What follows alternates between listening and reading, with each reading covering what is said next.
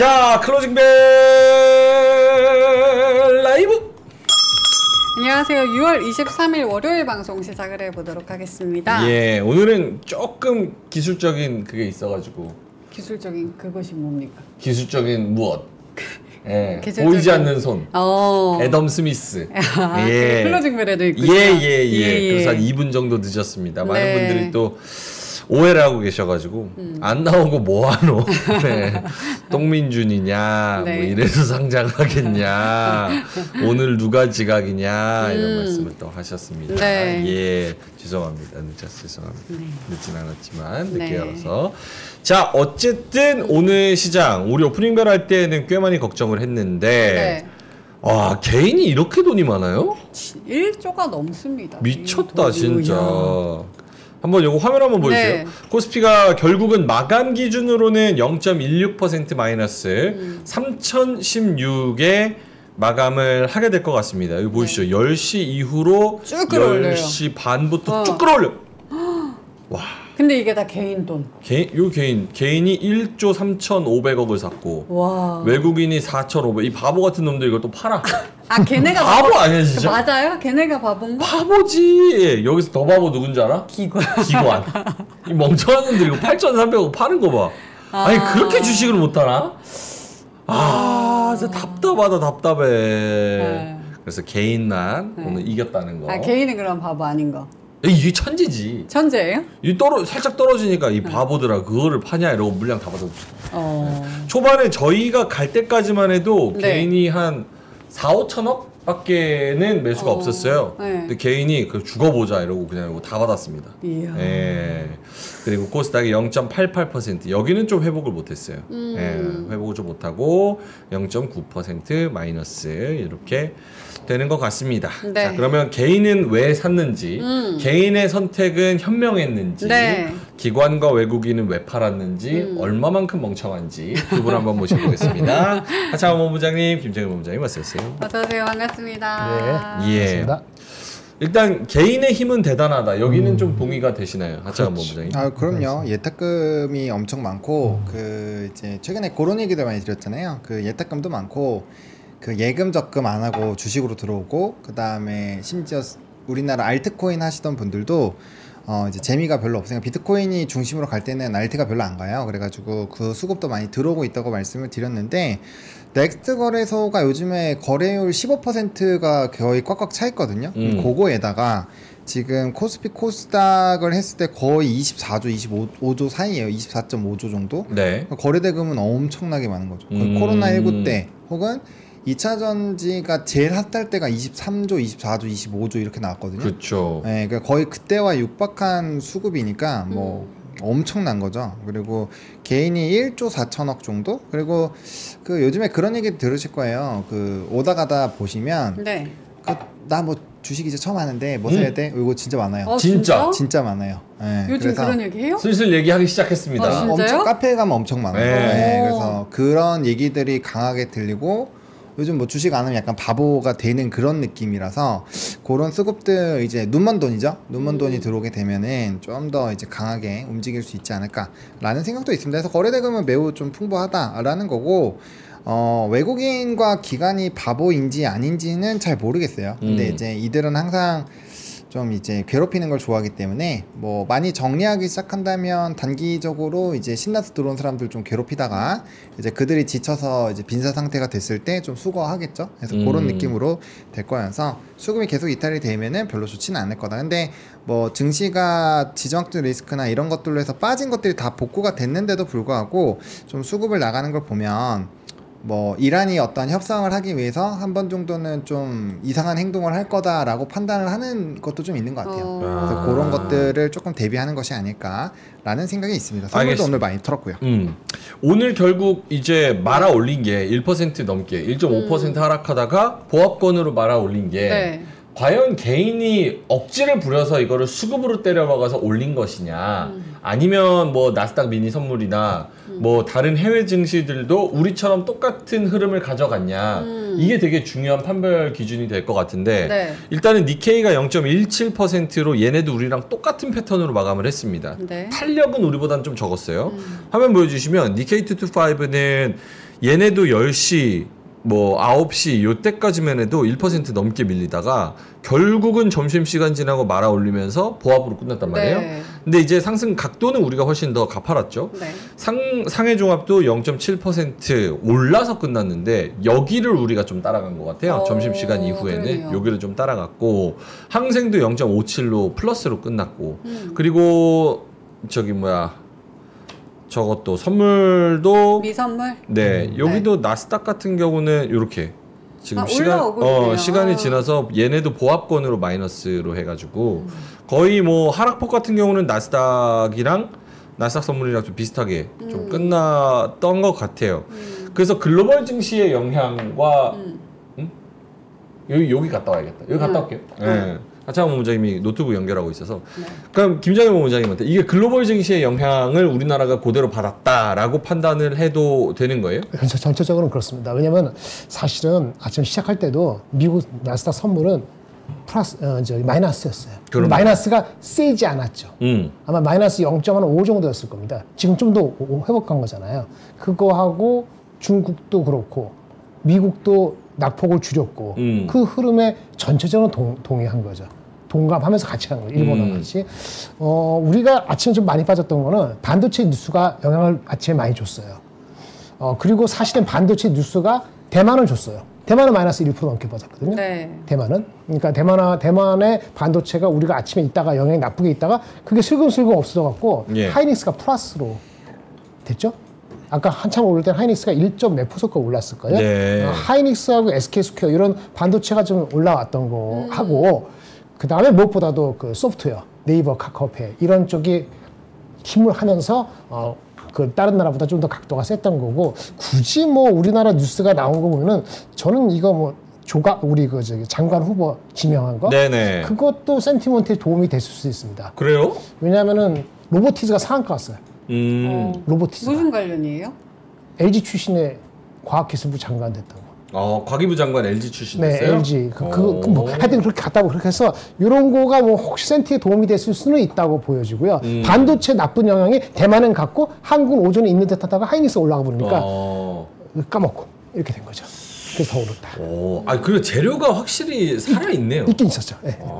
알겠습니다. 하창원 본부장님도 역시나 같은 질문을 드린다. 우리나라는 개인이 끌어올렸다기보다 해외 증시의 그런 글로벌 증시 흐름을 좀 따라갔다 이렇게 봐야 되는 걸까요? 네, 그렇게 생각을 하고 있고요. 근데 이제 그런 것 같습니다. 근데 중간에 개인이 조금 더 힘을 보태지 않았나라고 보고 있고 보통 선물이 이 정도 빠지면 지금보다는 좀 많이 빠지긴 하거든요. 미니 지수는 다 말아 올리긴 했는데 그래도 조금 더 눌릴 수 있었던 거를 개인들이 오늘 많이 사줘서 네. 하락폭을 많이 좀 줄여줬다라고 보시는 게 맞을 것 같습니다. 알겠습니다. 3시 30분 지나가고 있는데요. 장내 정리를 한번 해야 될 것 같습니다. 네, 해주세요. 이게 주식시장이 워낙 붐이 되면서 새로 오시는 분들이 꽤 많이 늘어나고 있어요. 어서. 그러다 보니까 네. 땡땡땡이 도대체 뭐냐, 시끄럽다, 도배하지 말아라 이런 댓글들이 상당히 많은데 네. 저희 클로징벨을 문화입니다. 네. 예, 요거를 마감종을 다 같이 땡땡땡 치는 게 저희 문화여서 네, 하나의 코너예요, 이게. 예, 하나의 코너입니다.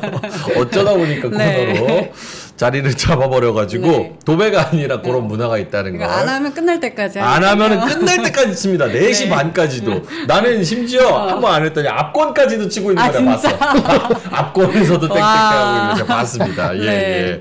자, 드가님이 발사해 주셨고요. 러빙센트님, 비님, 권종근님, 닥터케이님. 뷰티풀 엔젤님도 오셨고요. 망고님, 우주로라님, 겁냈던 것만큼 수익난 럭키한 하루였다. 오. 이런 겁을 그냥 딱 패기로 그러니까. 딱 덮어버리면 역시. 오늘 수익 났죠. 네. 예. 땅베리님 패장 땡땡땡. 네. 자동차님은 다시 힘내려고 준비 중이다 이렇게 말씀을 해주셨고요. 탈감님은 내 거만 안 올라 땡땡땡 말씀을 해주셨습니다. 네. 아드리안티님께서는 좋은 거 해라 포스코 이런 거 하지 말고 이런 말씀을 해주셨고요. 네. 어님, 김준성님, 박준영님은 하이닉스 롱롱. 네. 이하늘님이 로보티즈 로보스타. 네. 네. 좋습니다. 네. 자, 땡땡땡. 하창원 본부장님한테 시황을 한번 들어볼까요? 네, 오늘 이제 3114.47 포인트로 마무리가 됐고요. 뭐 상승이라 하락 종목수 보면은 분위기는 별로 안 좋았는데 뭐 일부 종목군들이 너무 세게 올라가다 보니까 뭐 이게 증시가 안 좋은 건지라는 그런 생각을 좀 하셨을 겁니다. 그래서 좀 수급이 많이 쏠렸고요. 상승이 한 630개, 뭐 하락이 거의 1900개 정도인데 지수가 마이너스 0.2밖에 안 빠진 거 보면은 그냥 힘으로 밀어 올렸다라고 보셔도 되겠죠. 그리고 코스닥 같은 경우는 마이너스 0.85% 하락한 784포인트로 좀 마무리가 됐습니다. 아무래도 단기적으로는 코스피가 상법 개정이나 이런 것들이 있고 하면 조금 더 강할 수 있고요. 또 이제 대형주 중심으로 오히려 요즘에 더 아웃퍼폼이 많이 나오거든요. 그러다 보니까 좀 코스피가 유리하지 않을까라고 보고 있고요. 코스피 어느 정도 다 돌고 나면은 그때 코스닥이 한번 기회가 오지 않을까 싶습니다. 그다음에 수급은 아까 얘기 드린 것처럼 외국인과 기관이 합해서 한 1조 3, 4천억을 팔았는데 그거를 개인이 1조 5천억으로 다 메워버렸고요. 선물도 거의 한 8, 9천억 팔았는데 마지막 동시효과 때는 좀 말아 올렸네요. 한 7,200억 정도로 유지가 되고 있고요. 오늘 미니지수 마이너스 1%대부터 시작을 했는데 우리나라 장 끝날 때 되니까 이제 마이너스 0.16이 거의 다 말아 올렸죠. 그리고 비트코인도 꽤 많이 올렸고요. 그 다음에 이제 원달러 환율은 1384원까지 좀 올라왔다라는 거. 엔도 조금 힘이 빠지고 있죠. 그래서 전반적으로 아시아 통화가 조금 약했다라는 것도 체크를 해보시면은 좋지 않을까 이렇게 생각을 하고 있습니다. 네. 일단 오늘 전반적으로 약세로 마감을 했는데 네. 아까 뭐 이야기를 했으니까 이거 한번 보죠. 일단은 환율이 오늘 7원 30전 올라서 1383원 80전 이렇게 마무리가 됐어요. 이 화면이 나오나? 안 나오죠? 오케이. 1383원 80전으로 이제 0.5% 정도 올라서 마무리가 됐는데 지금 5월 30일 6월 1일에 1355원 찍은 이후로 1380원까지 지금 슬금슬금 올라왔습니다. 그래서 요게 1,400원대로 진입하는 거에 대한 걱정을 맞아요. 좀 해야 되는 것인가? 김정일 본부장님 어떻게 보세요? 아직은 그 지정학적 리스크에 따른 그 달러 강세 그거 영향이 좀 더 있는 것 같아요. 예. 단기적으로. 그 정도 있을 거라고 보았기 때문에 아직은 뭐 그 레드 플래그를 할 정도는 아직은 아닌 것 같습니다. 계속 왓칭해야 되겠죠. 뭐 특별히 우리나라 자체에서 더 다시 나빠진 건 없잖아요. 추경도 아직 이제 나오지 않았고, 네. 이제 집행은 아직 안 됐으니까 그거에 실망하는 것도 아니고 지켜봐야 될 것 같습니다. 드가님께서 네. 이렇게 환율 하시는 분들은 하반기에 1,400원 간다던댕 이렇게 말씀을 하셨어요. 네네.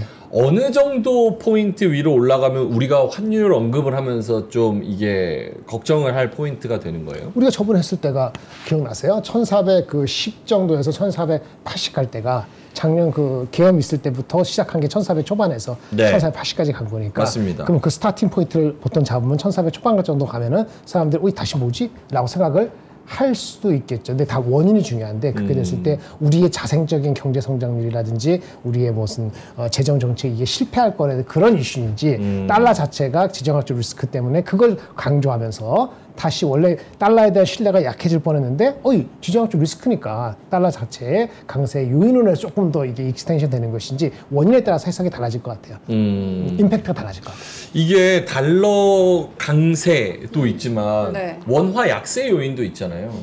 그러니까 이제 7월 초에 저거 법안 민생 법안 통과해가지고 이제 전 국민의 저기 15만 원, 25만 원, 뭐 40만 원, 50만 원 이렇게 꽂히면 네. 그게 이제 인플레이션을 또 자극하면서 무언가 환율에 영향을 줄 수도 있다라는 의견도 있잖아요. 그런 것도 원화 약세에 대한 그런 요인도 고민을 해야 되는 겁니까? 그렇다고 생각합니다.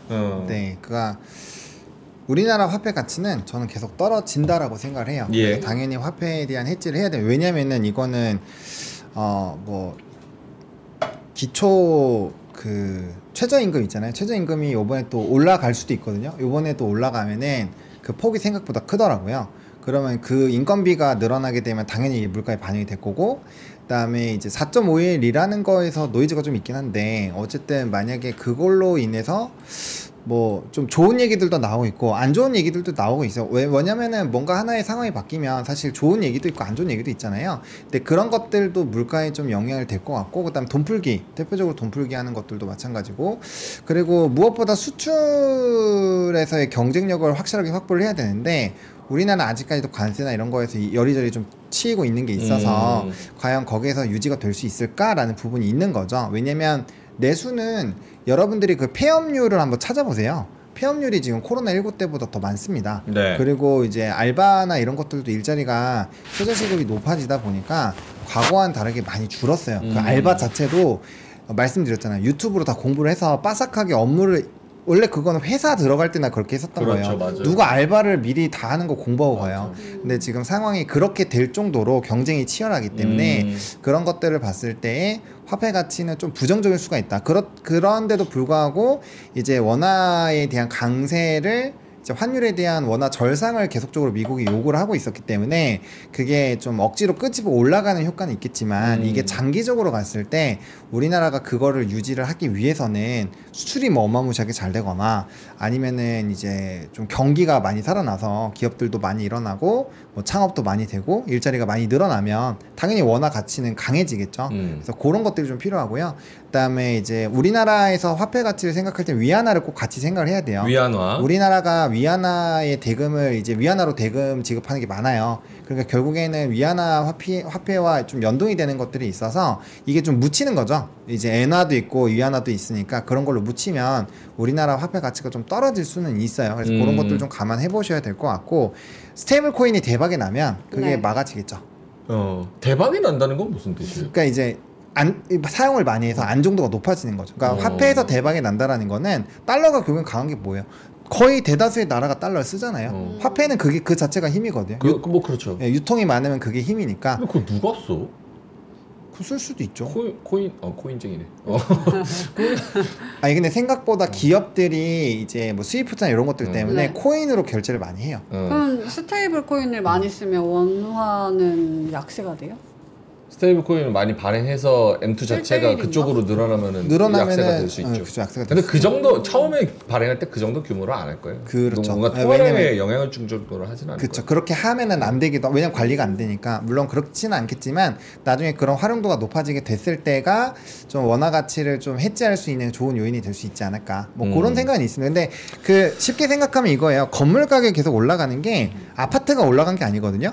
우리가 뭐 20년 전 물가를 비교해 보면 그렇죠. 그때 아파트 가격이 지금 아파트 가격이에요. 그만큼 그냥 화폐 가치가 떨어졌을 뿐 금도 마찬가지입니다. 그래서 그런 관점으로 보시면 아 우리 화폐 가치가 많이 약해지고 있구나 계속 떨어지고 있구나 요거를 그냥 이해하시면 될 것 같습니다. 아마도 네.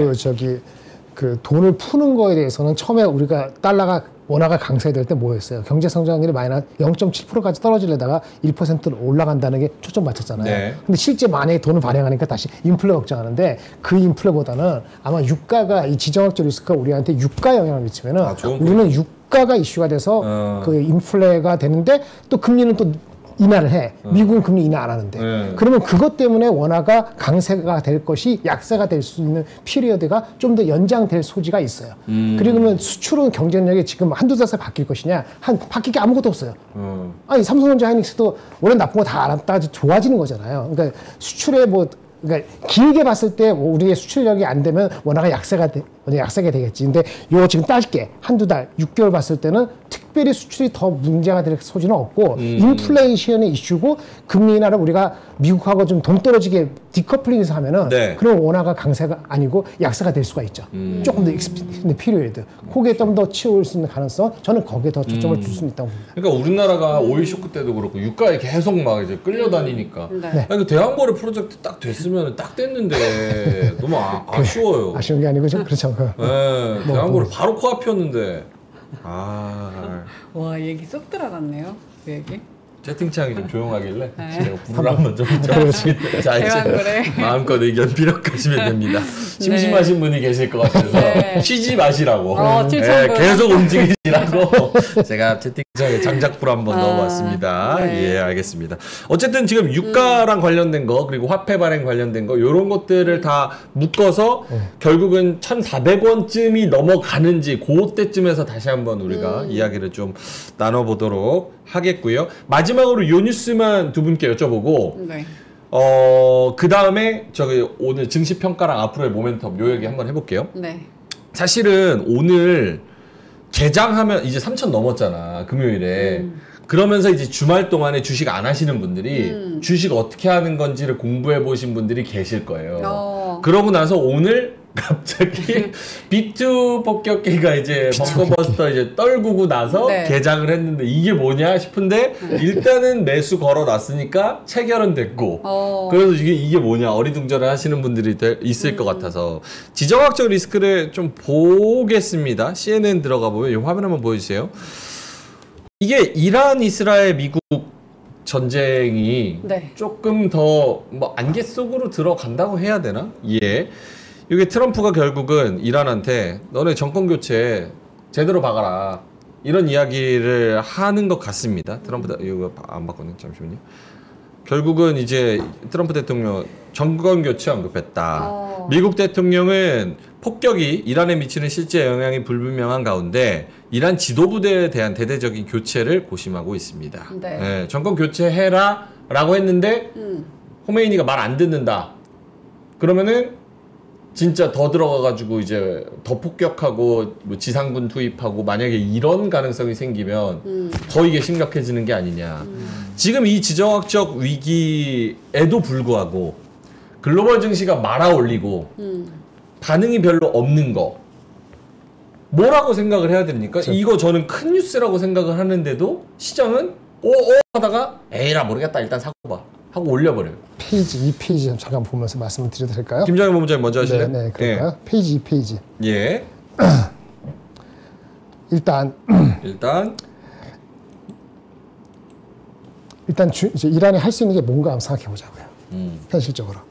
중동 내 미국을 공격할 수 있는 거 할 수 있어요. 중동에 미국 공격하는 거. 네. 예.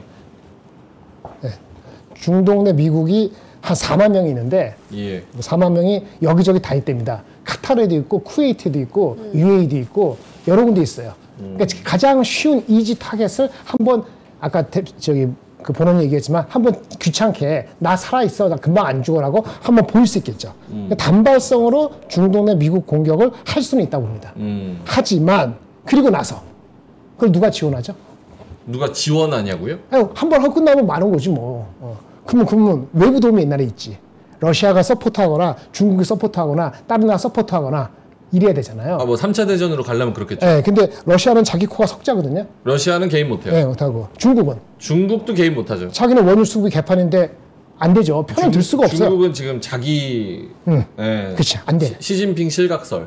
그거는 좀 됐죠. 한 3주, 4주 됐죠. 더 넘었죠. 예. 그러면 근데 만약에 미국이 거기다 어떻게 할까? 재타격을 하는 거야. 완전히. 그럼 어떻게 해야 되죠? 재타격을 완전히 하면은. 그러면은 죽사발을 하는 거야. 끝난다. 어쨌든 이란이 좀 더 안 좋아진다 상황. 근데 지금 미국이 뭐라 그랬죠? 정권 교체 의사 없다고 밝혔죠. 그럼 무슨 얘기예요? 허튼 시도하면 그때는 정권 교체하겠다는 얘기예요. 어떻게 하시겠어요? 제가요? 그러니까 만약에 본인이 이란 순회 보고 내가 미국이야. 네. 힘 여기 세. 그렇게 보이지 않지만 여기 작살났어. 네. 도와주는 사람 없어. 옛날에 도와줬는데. 네. 그리고 한번 건드려봤는데 완전히 정권도 교체부를 그러려고 그래. 그러니까 알아. 그럼 여기 건드리겠어? 안 말겠어? 미국을. 얼마나 건드리겠어요? 못 건드려요. 그러니까 단발성으로 끝난다는 거야. 그럼 봉쇄는 더 못하지. 봉쇄는 못하지. 나 죽어버릴래. 봉쇄할래. 그럴 수 있잖아요. 그럼 죽지. 그럼 끝장이야. 이래나 저래나 죽으니까. 그러면 중동의 우방 국가들 도와줄 것 같아요? 옆에 뭐 시리아도 못하고 뭐 헤즈볼라도 없고 아무도 없단 말이에요. 아무도 도와줄 수가 없어요. 그러니까 이게 10년 전, 20년, 30년 완전히 다르기 때문에 이란은 혼자 고립되는 거예요. 그 이란에 돈이 있으면 되지. 같이 옛날에 뭐 이렇게 전쟁하려면 돈이 필요하잖아요. 돈도 없잖아. 이스라엘도 돈 작살 나겠지만은 이란은 버틸 수가 없어요. 이걸 2개월, 3개월, 4개월 가져갈 수 있을 것 같아요. 네. 불가능하거든요. 그러니까 이란이 손들을 수밖에 없는데 이란도 그냥 손들면 안 되니까 창피하니까 이란 정부도 미국이 면을 좀 세워주면서 끌어내는 그 기술을 어떻게 하느냐가 중요하다. 잘못된 시나리오는 이란이 협상하는 척하면서 시간 끌면 아마 중간에 도발하면 미국이 트럼프가 화가 나서 어떻게 할 것인지 이런 장기화 조짐은 우리가 경계해야 돼요. 근데 이거 뭐 이런 거 봉쇄하고 뭐 치고 자시고 해봤자 봉쇄를 못할 것이고 친다는 걸 할 수 있지만 단발성을 끝날 것이고 그런 투자가들이 아는 거고 아니면 베팅하는 사람 알기 때문에 그 가능성을 30% 이상 안 본다는 거죠. 이게 30% 되면 의미가 달라지거든요. 아마 확률은 아마 20% 이하일 겁니다. 그러면 그거는 유가를 어떻게 보면 유가가 85불, 90불 안 가면 그런 확률은 그 이하. 그러면 정말 짧게만 지금 호르무즈 해협 봉쇄는 이란 의회만 통과했고 정부 쪽에서 땅땅땅 치면 실제로 액션을 취하는 거잖아요. 그렇죠. 그렇죠. 근데 아직 뭐 의회 의결만 통과를 했잖아요. 네. 만약에 실제로 봉쇄하겠다라고 액션이 나오면 그때는 경계를 해야 되나요? 아니, 그래도 상관없나요? 그때는 문제가 되죠. 그때 문제가 되죠. 일시적으로 문제가 되죠. 오케이, 알겠습니다. 보노님도 역시나 같은 질문인데 이렇게 미국이 개입하는 이 문제가 뭐 짧게 끝날 것이냐 길게 갈 것이냐 이것보다는 실제로 좀 넓은 시야로 봤을 때 시장에 어떤 영향이 있을 것이냐. 매우 안 좋은 거죠. 그 시나리오들이 많아요. 애널리스트가 만약에 뭐 해협을 봉쇄를 한다. 저는 좀 이란이 지금 계속 얻어맞다가 하면 자기네들이 할 수 있는 게 하나도 없으니까 뭐라도 할 것 같아요. 협상을 하려면. 그리고 걔네들이 쉽게 항복하는 사람들이 아니잖아요. 그렇죠. 이때까지도 계속 그랬고 뭐 게릴라든 하든 뭘 하든 저는 계속 뭔가 이제 테러를 하든 뭔가 할 거라고 생각을 하고 있거든요. 그러니까 어느 정도 그런 움직임이 나올 거라고는 생각하고 있고요. 대신에 이제 주목해야 되는 거는 뭐 그 정도면은 그냥 뉴스 많이 나오고 뭐 글로벌적으로 지금 막 엄청 핫하니까 또 그 부분에서 막 엄청 와 이렇게 하지는 않을 것 같은데 뭐 해협 봉쇄라든지 그런 게 되면은 대응을 못 하죠. 바로 급락할 건데.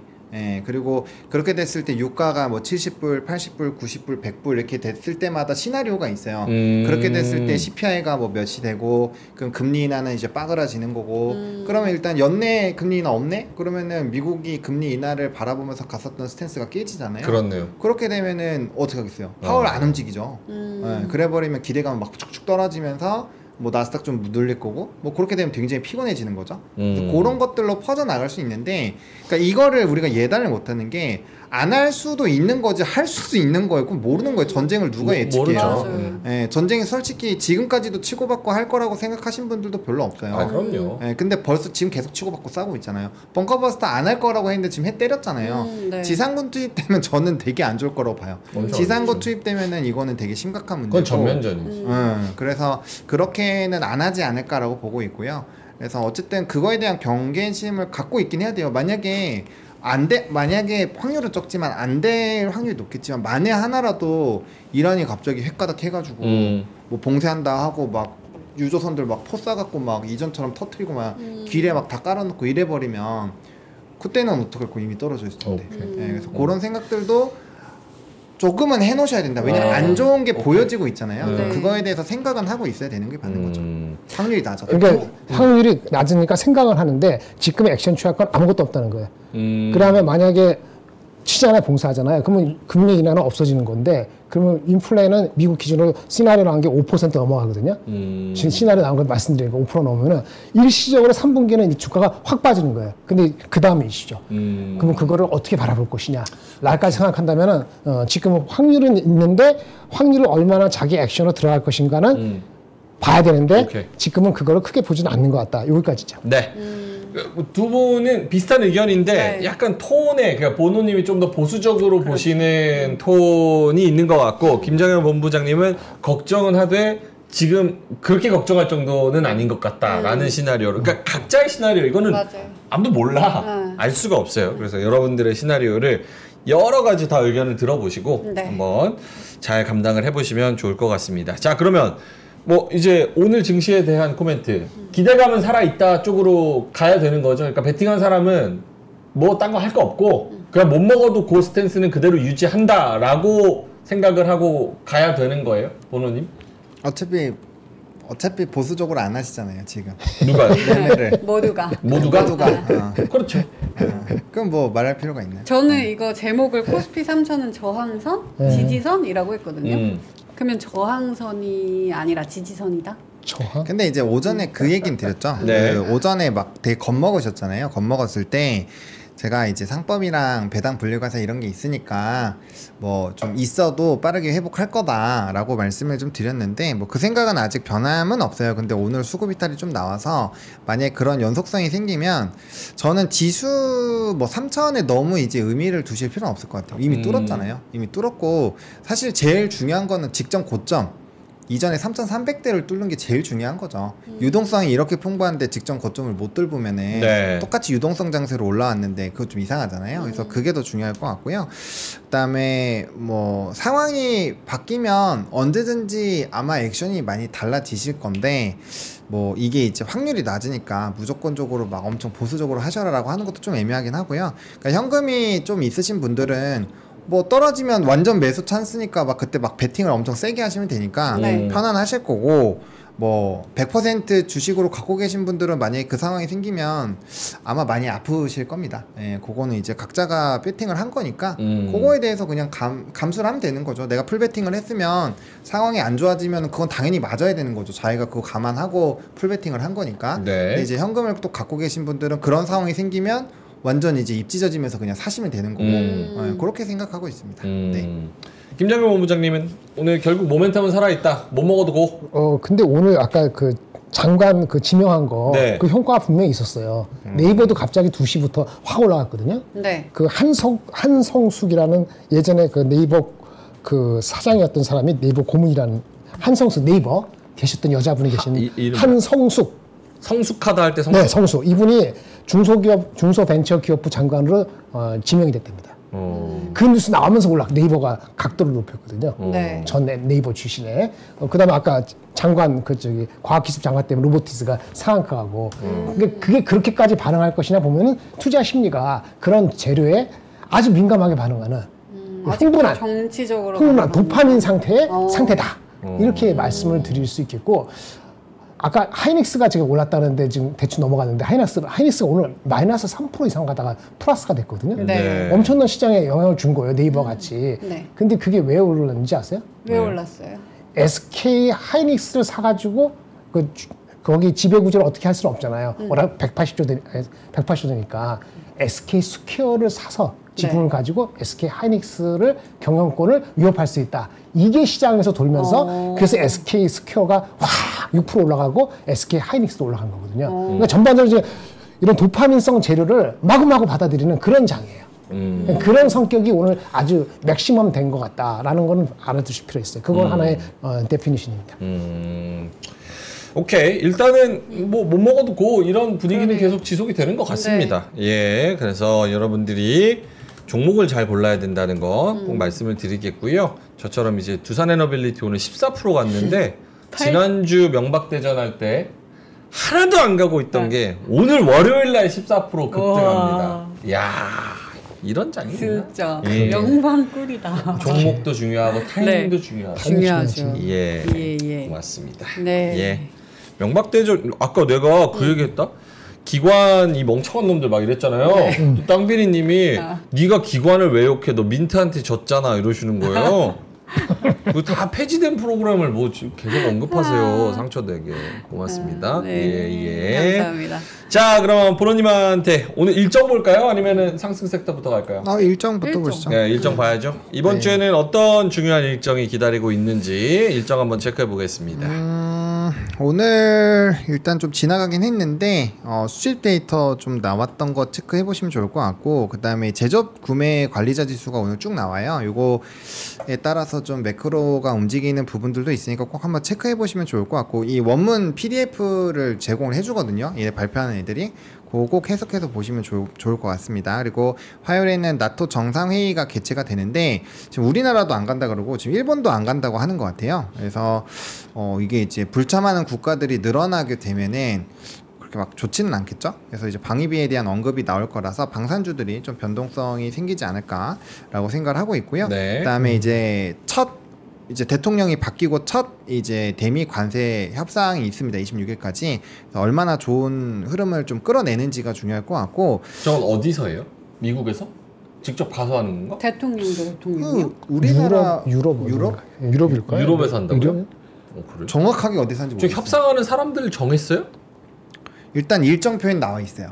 그래요. 모르겠네. 그래서 뭐 오케이. 사실 기사가 뭐 엄청 잘 돼 있거나 그런 건 아닌 것 같아요. 근데 네네네. 곧 나오겠죠. 오케이. 그리고 12 소비자 신뢰 지수 제가 되게 중요하게 생각하는 매크로 지표인데 좀 보시면 좋을 것 같고요. 파월의 발언이 있습니다. 화요일에. 그리고 수요일에는 이제 MSCI 연례 시장 분류 리뷰가 있고요. 그다음에 우리나라에서 한국은행 금융안정회의가 있다고 합니다. 그리고 수요일 미국장이 끝나고 마이크론 테크놀로지 실적 발표가 있어요. 그게 이제 목요일날 반영이 되니까 반도체 혹시나 변동 나오는지 봐야 될 것 같고요. 그 다음에 이제 목요일에 원전 해체 안건이 상정이 되는데 요게 이제 되면은 또 오르비텍이나 우진엔텍 이런 애들이 급등이 나오겠죠. 그리고 이제 EU 정상회담도 있더라고요. 27일까지 체크해 보시면 좋을 것 같고 미국의 GDP 나옵니다. 요거에 따라서 또 금리 인하 퍼센테이지 뭐 이런 것도 달라지겠죠.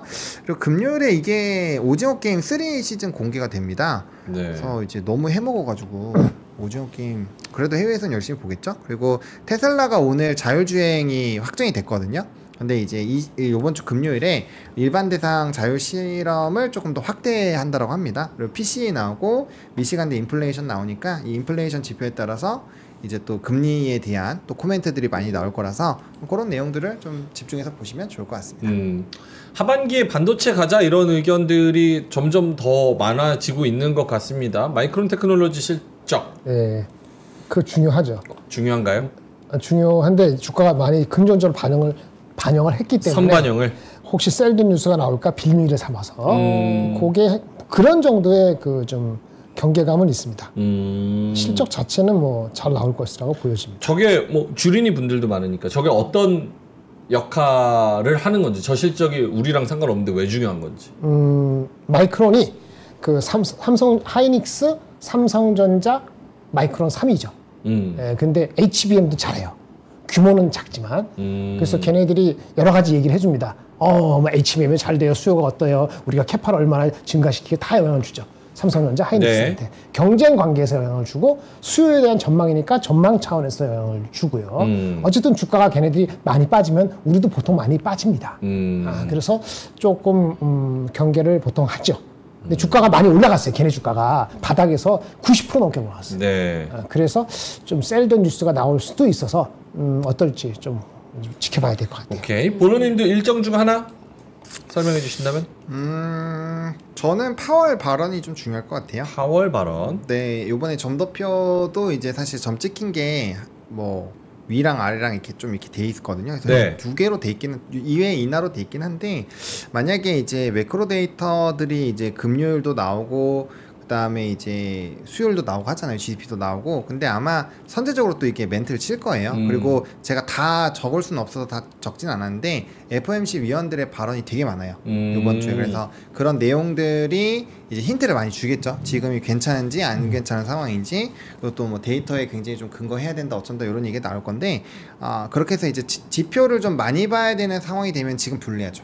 왜냐면 어쨌든 간 유가도 올랐고, 이전에 CPI 데이터가 굉장히 낮을 때는 유가가 뭐 60불 깨졌다 막 이럴 때잖아요. 지금 70불 때니까 어쨌든 이게 반영이 될 거예요. 그럼 에너지 가격이 올랐을 때 쉘터가 떨어지거나 아니면은 뭐 음식료 쪽이 떨어지거나 아니면 운송 부분이 떨어져야 되는데, 뭐 관세나 사실 그런 것도 애매하고 해운 운임 지수는 또 많이 높아졌단 말이에요. 운임 지수는 일단 많이 올랐거든요.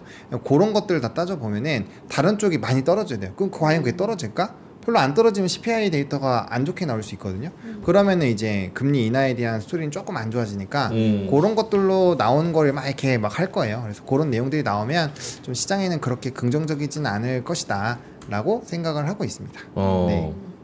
알겠습니다. 자, 일정 살펴봤고요. 네. 그리고 이번 주 지나면 이제 다음 주에 본회의 열어서 상법 개정 처리하게 돼서 그런 논의도 계속해서 이번 주에 있을 것으로 예상이 됩니다. 네. 이건 로컬적인 뉴스인데 이거 화면 한번 보여주세요. 이게 지금 1시간 전에 나온 뉴스인데 1시간, 한 2시간 됐네요. 요즘엔 로컬 뉴스가 네. 제일 파급력이 크니까요. 와. 이야. 코스피 5천 특위 우와. 특별위원회 출범해요. 출범합니다. 상법 개정 속도 내야 된다. 이거 화면 한번 보여주세요. 예. 상법 개정 이미 거스를 수 없는 시대적 요구다. 야, 코스피 5천 특위가 생겨요? 근데 이거 내용은 진짜 좋아요. 네. 코스피 5천 특위 출범해서 상법 네. 개정 처리에 속도 내겠다. 네. 주가 조작 원 스트라이크 아웃. 이야. 제도 보완. 네. 야, 그리고 여기 안에 뭐 지배구조 개선, 주주 환원 뭐 이런 것들이 있죠. 예. 야, 코리아 디스카운트를 끝내고 코리아 프리미엄 시대를 열겠다. 아, 그럼 오늘 개인들 진짜 똑똑했네. 천재들 많네. 그러니까 내가 얘기했잖아. 개인들이 천재라니까. 근데 장난 정부랑 아니야. 관련 있는 기관들은 왜 팔았을까? 걔는 바보야. 버려. 예.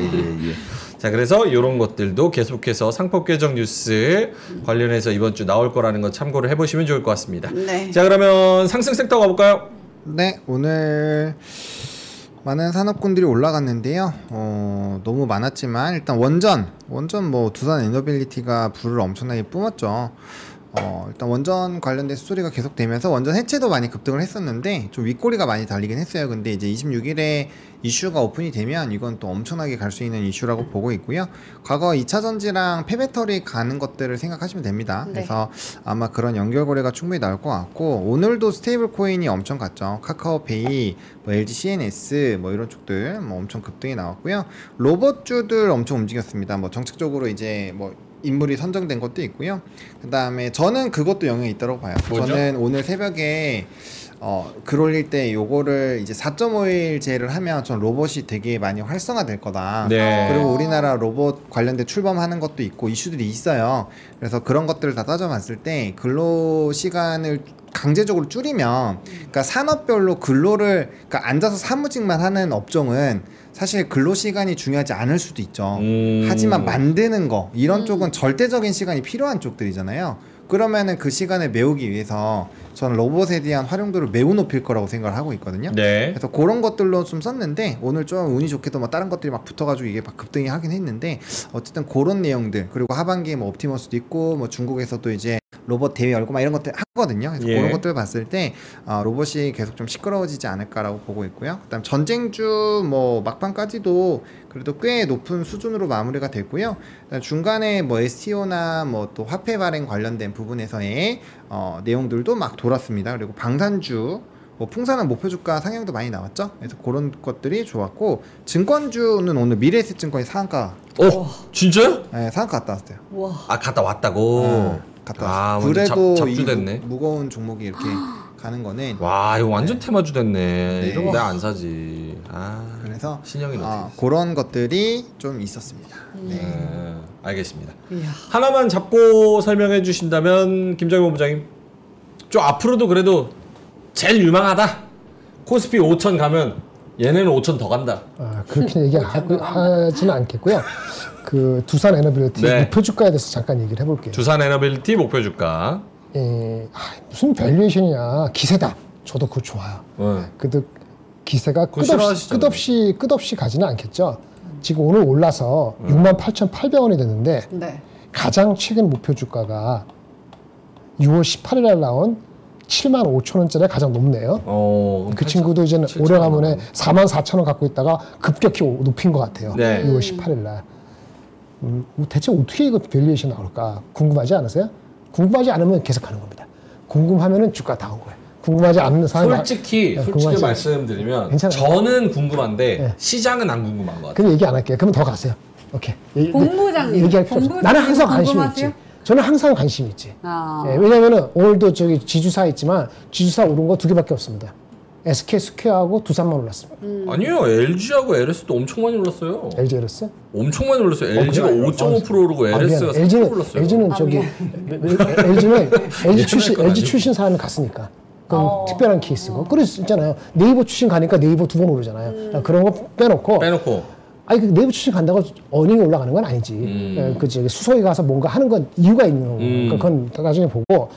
나머지 HD 현대건 뭐 저기 SK건 하나건 나머지는 별로 안 갔을 겁니다. 오늘은 증권지만 갔지. 네. 근데 간 거는 두산하고 SK 스퀘어 갔는데 각각 이유가 있어요. 밸류에이션도 나오고 아직 자회사에 대한 포텐셜에 대한 믿음이 있기 때문에, 아까 SK 하이닉스를 지배하기 위해서 SK 스퀘어를 산다 이런 스토리가 과거에도 나왔던 얘기인데 오늘 같은 날 반영되는 게 있는 거거든요. 두산 에너빌리티는 대체 75,000원 목표 주가는 어떻게 할 것이냐. 때린 걸까? 이게 나오긴 나옵니다. 그 애널리스트 리포트 딱 보시면 말이죠. 과거에 2차 전지 우리가 흥분할 때 LG 엔솔이 처음에 상장돼 갖고 LG 엔솔이 많이 갔을 때 EV/EBITDA가 무려 50몇 배가 한 적이 있습니다. 네. PI 얘기하는 게 아니고 EV/EBITDA인데 거기에서 40% 디스카운트 했을 때 목표 주가가 두산 에너빌리티가 5만 원, 6만 원 나와요. 흥분의 정도죠. 흥분을 하지 마 했을 때 5만 원, 6만 원 사이가 나온 거고 흥분을 줄여. 흥분을 해. 그래서 한 20% 디스카운트 나누면은 그러니까 51배가 아니고 20%하면 40배 나오면은 EV/EBITDA 40배를 치면은 그게 7만 원 초중반에 나옵니다. 그러니까 지금 이제 흥분을 좀 한 거예요. 그래요? 흥분을 한 거고요. 만약에 과거처럼 LG 엔솔처럼 흥분해가지고 만약에 이 주식에다가 똑같은 어닝에다가 EV/EBITDA를 한 50배를 치잖아요. 그럼 9만 원이 나와요.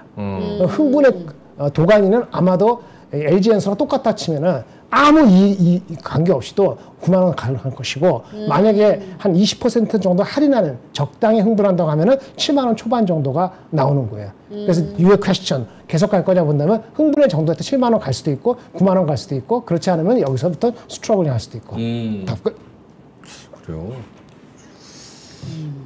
흥분하면 좋은 거 아닌가? 내가 뭐라 그랬나요? 그러니까 사람들의 흥분의 정도를 제가 그 가늠해서 시나리오를 말씀드린 거니까 여러분들이 한 사람이 정하는 게 아니니까 그게 정해지면은 7만 원도 갈 수 있고 8만 원도 갈 수 있고 9만 원도 갈 수 있다. LG 엔솔도 그렇게 갔다 이거지. 오케이? 잘 쳐다보면은 흥분했는지 안 했는지 알잖아. 그러면은 지금 봤을 때 두빌의 흥분 정도, 흥분 지수. 난 두빌을 그 정도밖에 모르니까 보름이한테 여쭤볼게. 보름이 어떠세요? 무념무상인데 지금 안 듣고 있었어요. 아니 듣고 있는 건 저밖에 없어요. 저한테 얘기하세요. 두 분 안 들어요. 아니야, 원래 들었어. 안 들어요. 아니 들었다니. 그냥 나한테 예의 없다 그러는데 이거 듣는 건 나밖에 없어. 아니야, 특히 들었어. 저 형은 화면도 안 잡히니까 뭐 kop하고 있는단 말이야. 안 듣고 있어. 아니 그 의도가 아닌데 갑자기 보는님으로 어떻게 그래? 내가 봤을 때 보는님의 답변은 흥분하면 냅두죠. 아마 이렇게 얘기할 것 같아. 많이 좋았어. 아니 빨리 넘어가요. 두빌 흥분 지수 몇 정도인 것 같은데. 한 85 정도 왔어요. 85 정도. 85, 90 거기까지 온 것 같아요. 하긴 영업이익이 지금 1조 1천억 정도인데 시총이 43조까지 왔어요. 아니 올해가 아니고 27년까지 애널리스트가 보고 있는 게 넘버가 27년까지 땡겨서 했을 때 그 정도 주면은 EV/EBITDA 한 40배, 60배 주면은 7만 원에서 9만 원 나옵니다. 근데 그렇게까지 목표 주가를 애널리스트가 안 하죠. 현재는 겁이 나서. 근데 주가는 가고 있습니다. 알겠습니다. 예. 다른 상승 섹터. 내가 흥분할 뻔했어. 예. 알겠습니다. 그럼 보노님도 상승 섹터 중에 하나 그래도 얘네 좀 유망하다 하는 부분이 있으면은 저는 아까 로봇 말씀드렸는데 로봇을 조금 뭐 이제 나머지는 요즘에 제가 진짜 많이 강조 드렸던 것 같아요. 원전도 그렇고 특히나 스테이블 코인은 진짜 입이 터져라 얘기 드렸기 때문에 이제 좀 로봇을 좀 봐야 되지 않을까. 위치도 좀 낮고 네. 오늘 시동 걸었고 그다음에 이제 옵티머스라든지 그다음에 뭐 정부에서 또 출범해야 되는 것들도 있고 그래서 그런 것들 다 본다면 로봇주들도 이제는 조금 움직일 때가 되지 않았나? 라는 생각이 좀 들어서 로봇주 안 간 거에서 찾아야 된다고. 숟가락 얹었습니다. 대장이 있어요. 숟가락 얹어. 숟가락 얹으세요? 로보티스 상한가 한 거는 그 LG 때문에 빼놓으면은 몇 개 없죠. 남아있는 게. 로봇. 남아있는 게 별로 없어. 근데 뭐 아까 밸류에이션 언급하셨으니까 로봇도 그런 밸류에이션으로 접근하면 이거 말이 안 되잖아요. 밸류에이션으로 접근하면 답이 없죠. 안 그럼 그렇지. 어떻게 접근해야 돼요? 난 사고 싶어 로봇. 이건 이벤트 드리븐 아니면 인수될 만한 그런 애들. 이벤트 드리븐. 뭐 그것도 맞죠. 인수 될 만한 것도 괜찮고 말씀해주신 것처럼 이벤트 드리븐도 맞는 것 같아요. 그러니까 이제 옵티머스라든지 중국에서 이제 하반기에 또 로봇 관련된 거에서 큰 뭐 이런 대회나 이런 것도 여니까 그런 이벤트가 터진다거나 뭐 그 다음에 이제 일자리 그 지금 아직 확정은 아니잖아요. 4.5일로 가는 게 그런 것들 확정되고 하면 저는 로봇주 많이 움직일 것 같아요. 그래서 그런 내용들 뭐 각각의 요인들이 있고 또 정부에서 이제 로봇 관련된 정책 나오는 것도 있고 그래서 그런 것들이 예정되어 있는 게 뭐 확실하진 않지만 두루뭉술하게 되어 있지만 어쨌든 그런 것들이 이제 하나하나씩 일정이 나오면 움직일 것 같고 어쨌든 간에 AI 쪽이 계속 활발하게 움직이고 있는데 저는 뭐 계속 저 원숭이 하나 이제 매달고 다닌다고 했잖아요. 결국에는 AI 끝은 저는 로봇이라고 생각해요. 그러니까 모든 AI가 기기로 들어가는 거 그게 다 로봇화가 된다고 저는 생각하고 있거든요.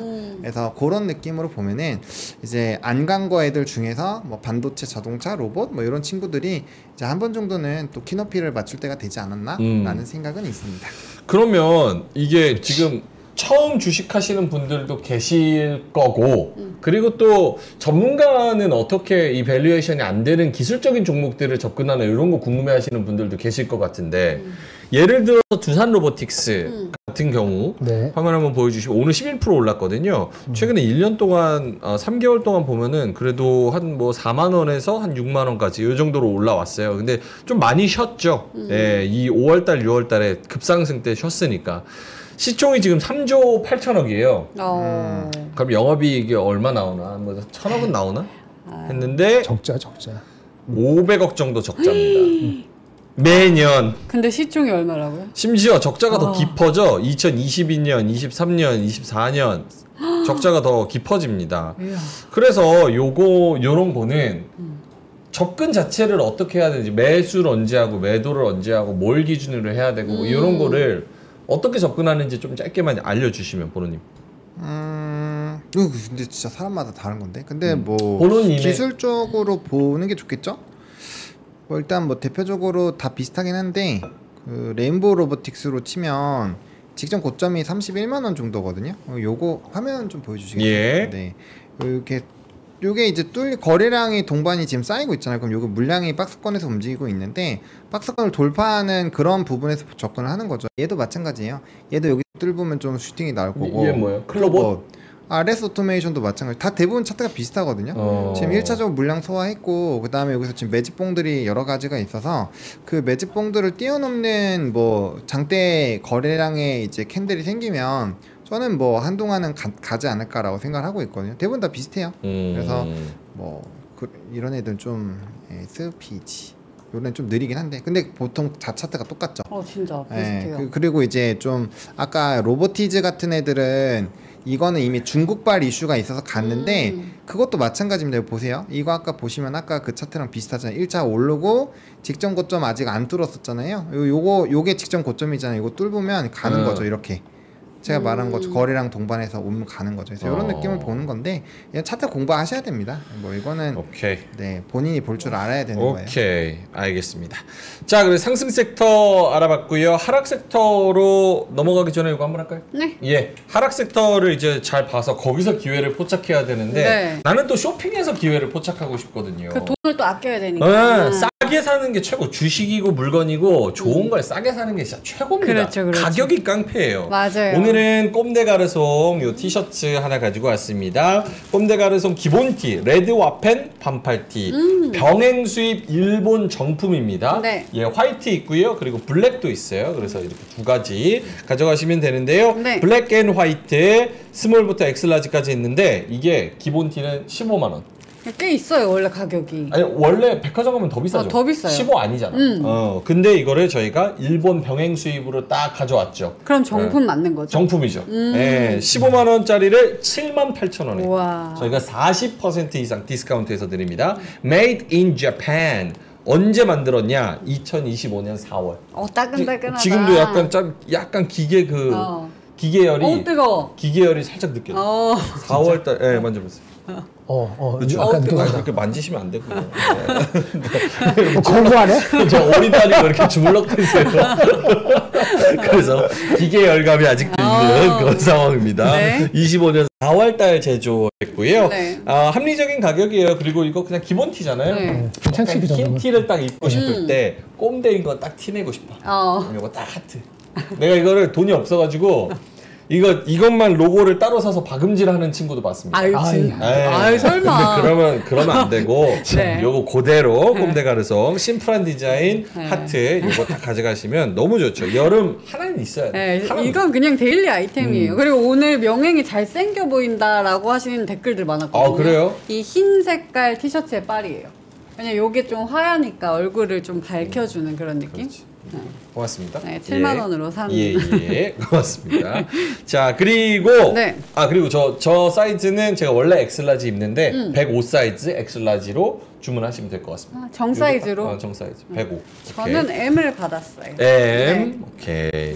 자, 그리고 차량용 무선 충전 거치대 하나 소개를 하겠습니다. 네. 요새 뭐 핸드폰 이런 거 무선 충전도 되면서 자동으로 샥 열리면서 AS도 좀 되면서 뭐 이런 좋은 제품 맞아요. 이런 거 하나 가져가셔야 되잖아요. SK 에너지에서 나온 롤라 차량용 무선 충전 거치대.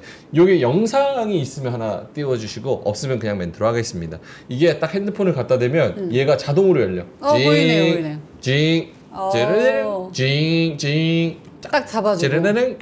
무선 충전도 되고 딱 잡아주는 굉장히 좋은. 근데 저희가 1+1으로 드려요. 오, 좋다. 원래 이게 정상가가 8만 원 가까이 하거든요. 하나예요? 하나에.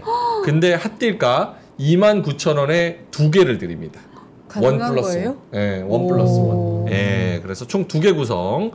15W 초고속 무선 충전, 모션 감지 자동 개폐 기능, 강력한 자석이고요. 스마트 홀딩 시스템 있습니다. 각도 조절도 자유롭게 될 수 있고 네. 과열, 과전류, 과전압 보호 시스템이 내장되어 있습니다. 중국산 사다가 이제 괜히 싼 거 샀다가 불나고 차 다 불나.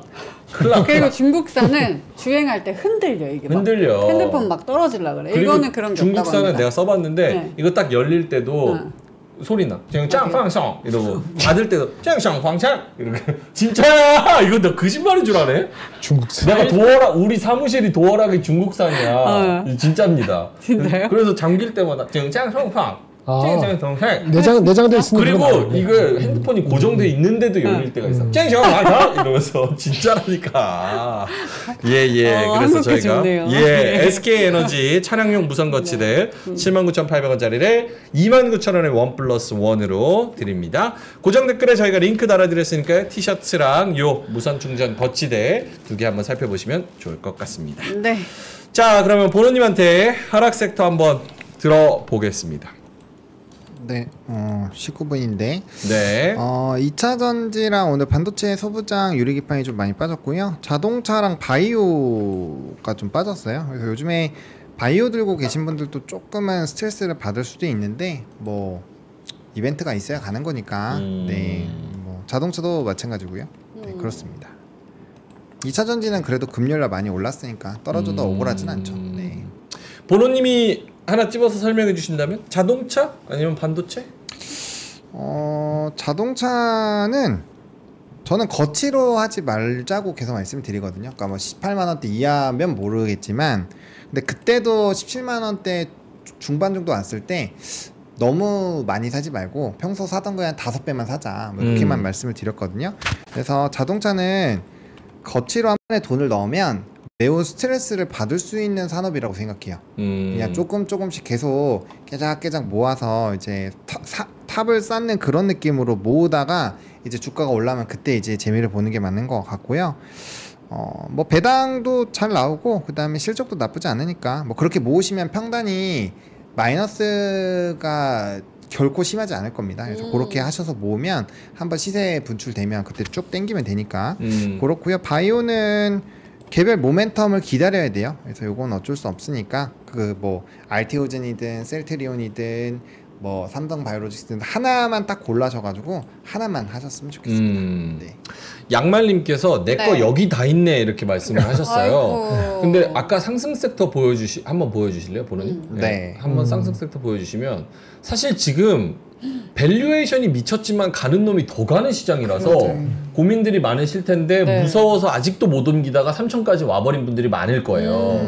그래서 이 양말님 같은 분들이 꽤 많이 보입니다. 하락 섹터 보여주시면 저기 안 가는 애들이 지금 오늘 또 떨어진 거거든요. 맞아. 현대차도 20만 원 넘으니까 기가 막히게 또 오늘 떨어지는 거고 알테오젠 뭐 그리고 바이오 종목들 지금 몇 주째 계속 좀 바닥에서 좀 쉬고 있는 이슈가 상황이고 없어요. 네. 소부장은 뭐 말할 것도 없고 유리개판은 가끔씩 이제 급등 나오긴 하지만 뭐 증권이나 뭐 지주사나 이런 대세 상승 섹터에 비하면은 좀 변동성이 심한 편인 거고 맞아요. 2차 전지야 뭐 말할 것도 없고 그래서 지금이라도 이제 3천을 넘었잖아요. 그래서 뭐 5천 특이가 나온다 뭐 이런 얘기를 하는데 지금이라도 진짜 내 건 죽어도 안 간다라는 분들은 조금이라도 갈아타는 게 나을까요? 좀 장기적으로 봐서? 아니면 반도체 소부장, 자동차 이런 애들이 이제 좀 시간을 기다리는 하반기에 좀 가능성이 있나요? 이 되게 좀 어려운 질문인데 네. 뭐 매매를 잘 하시면 벌써 갈아탔어요. 갈아탔을 거고, 그리고 이제 그렇게 끝까지 있다가 보통 갈아 끼우면 갈아 끼운 종목은 안 가고 갈아 끼우기 전 종목이 갈 때가 많아요. 그래서 저는 지금 정도까지 있으셨으면 그냥 궁딩이 무겁게 자기 것만 보시는 게, 물론 배는 많이 아프겠죠. 배는 많이 아프고 슬프지만 어쩌겠습니까? 예, 각자가 가는 시간이 다르고, 그다음에 뭐 그 안 가던 2차전지도 금요일날 막 두 자릿수 급등이 나왔잖아요. 그러니까 좀 답답하셔도 계속적으로 뭐 모으는 수밖에 없죠. 모아서 한번 터질 때에 내가 그걸 온전히 누릴 수 있게끔만 세팅을 해놓으면, 어차피 주식이 그 지금 막 엄청 신나고 계신 분들도 예를 들면 두산 에너빌리티가 그래요. 제가 두산 에너빌리티 처음에 체코원전 수주 될 것처럼 됐을 때 설레발 쳐서 많은 분들한테 엄청 혼났거든요. 그때가 26,000인가 그래요. 근데 그거에서 8개월 정도의 힘든 구간을 거치고 결국엔 원전을 모아오신 분들은 지금 뭐 6배, 뭐 4배 이런 걸 먹는 거죠. 그거는 이제 과실이 터졌으니까 그런 건데, 그 터지기 전에 그들도 다 힘들었던 시기가 있다라는 거죠. 그래서 지금 여기에 있었던 산업군들도 결국에는 그렇게 될 거예요. 근데 그 시점에 내가 어떻게 포지션을 구축을 해놨는지에 따라서 그걸 온전히 가져갈 수도 있는 거고, 아니면 올라와서 그냥 본전으로 나올 수도 있는 거고, 그렇게 되는 거니까 그걸 한번 잘 생각을 해보시면 좋을 것 같고요. 그 뜻은 내가 만약에 나처럼 지금 놀고 있는 사람이 있잖아요. 네. 근데 저는 지금 반도체 안 간 애들을 사 모아야 된다는 주의로 접근을 하는데, 그 뜻은 지금 말한 전반적인 그런 분위기는 만약에 신규 자금을 들어온다고 하면 저 하락 섹터 애들 중에서 고르는 게 더 낫다라는 뜻과 동일합니까? 꼭 하락 섹터가 아니라요. 저는 만약에 지금 포트를 이 지수단에서 구축을 한다면, 제가 말하는 건 장기 포트예요. 네. 중장기 포트를 세운다면은 지금 올라간 것들은 다 빼야죠. 당연히 빼놓고 시작을 하는 거죠.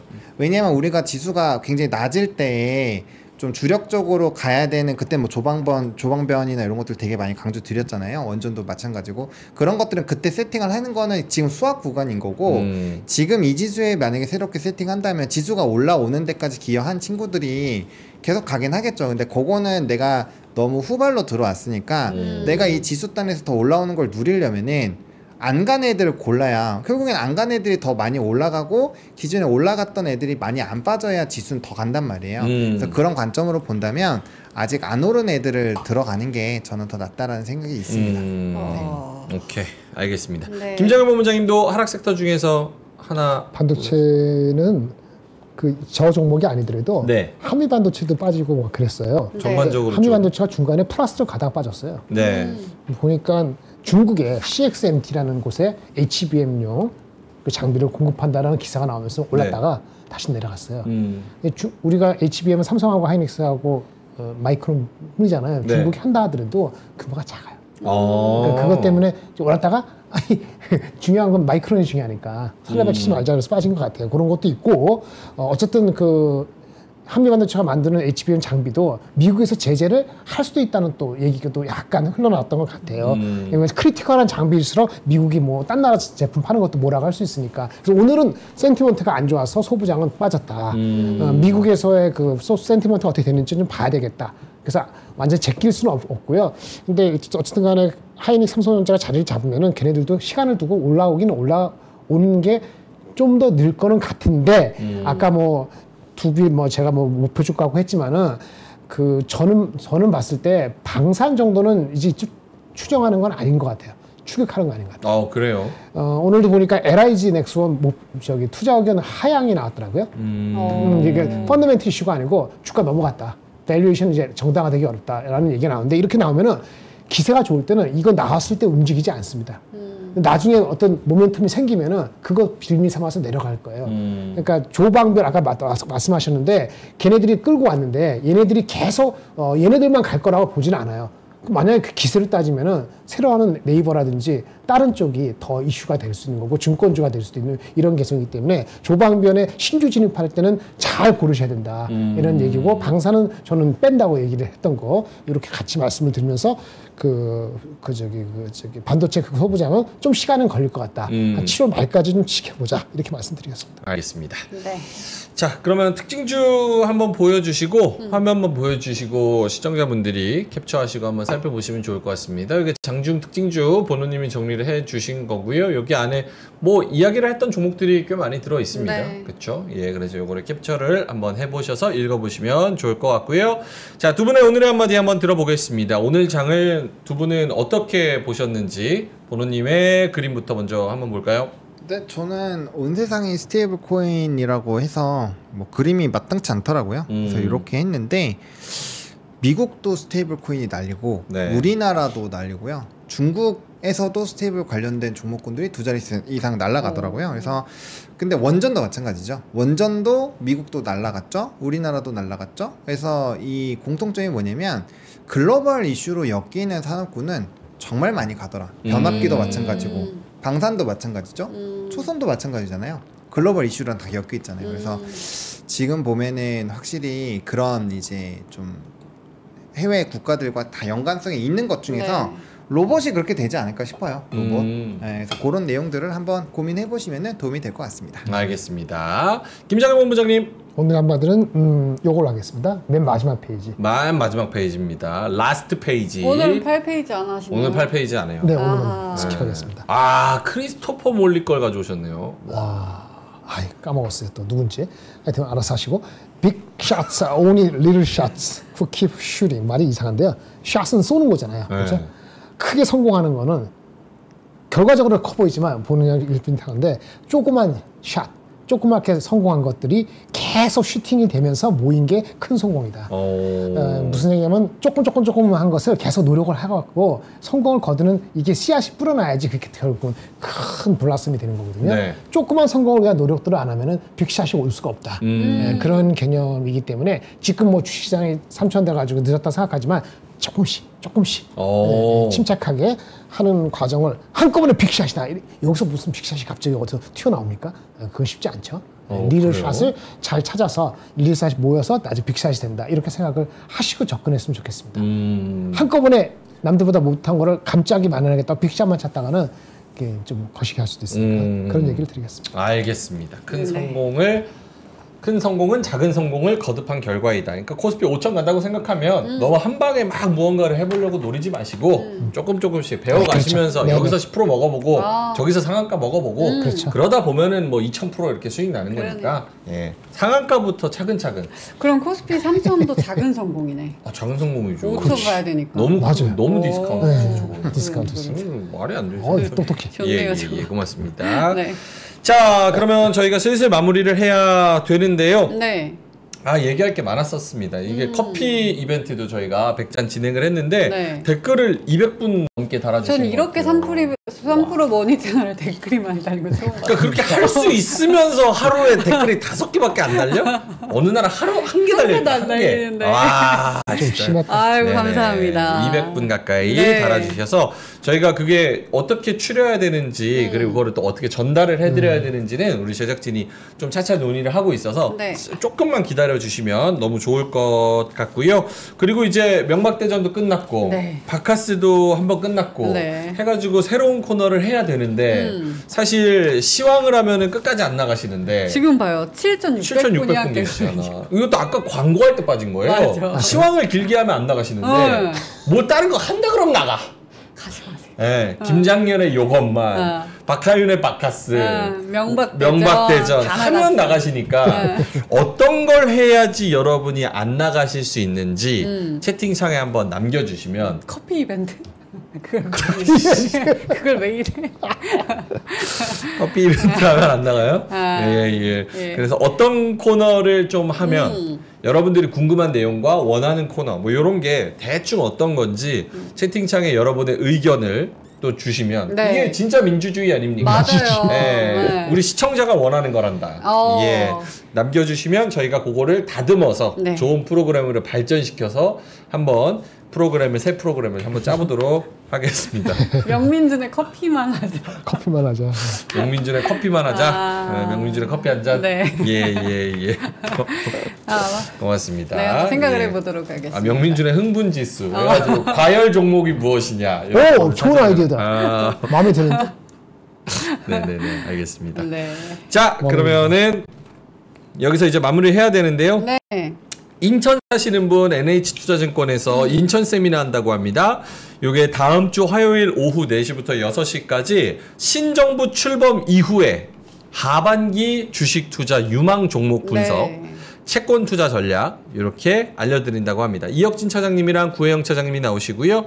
정부의 정책을 중심으로 뭘 사야 되는지, 유망 종목이 무엇인지, 제일 핫하네요. 어디까지 오를지 이런 것들 페이스 투 페이스로 직접 참여해서 오프라인으로 여쭤볼 거가 많으실 것 같습니다. 그래서 잘 요거를 참석하셔서 인천 사시는 분들은 한번 쑥 돌아보시면서 살펴보셔도 좋을 것 같습니다. 그래서 화요일 오후 4시부터 6시 NH투자증권 인천금융센터에서 한다고 합니다. 7월 8일 화요일입니다. 예, 맞습니다. 그래서 더보기란에서 보셔도 되고요. 또 고정 댓글에 링크도 저희가 달아드릴 거니까요. 그거를 찾아보시면 좋을 것 같습니다. 자, 그럼 저희는 이만 여기서 물러가도록 하겠습니다. 오늘도 초반부터 걱정이 많았는데 결국 말아 올리면서 잘 마무리가 된 것 같고요. 내일 이번 주는 뉴스를 예의주시하면서 그래도 3,000선에 완벽히 안착하고 더 뚫어내는 모습을 모두가 기대하면서 저희는 이만 여기서 물러가도록 하겠습니다. 내일은 오프닝벨 아침 9시에 또 같이 뵙도록 하겠고요. 오늘 저녁 맛있는 거 드시고 고생하셨고요. 내일 아침에 뵙겠습니다. 고맙습니다. 감사합니다.